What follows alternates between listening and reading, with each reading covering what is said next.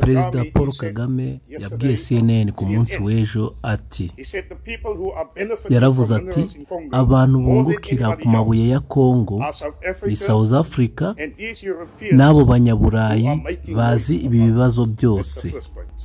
Ati turashaka kumenya kubera iki ari South Africa iri kurwanira hariya cyane mu gihe Kongo ari umunyamuryango wa East Africa kandi akaba akikijwe n'ibisikare bikomeye muri uwo muryango birimo Kenya, Uganda n'igisirikare cy'u Rwanda kandi byose birakomeye.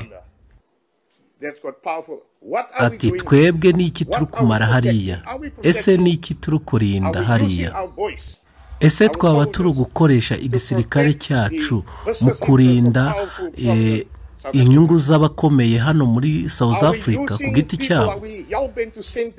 Ese twaba turi kohereza abana batoya kugira ngo bajye mu duce turimo inyungu zabo kugira ngo baturinde?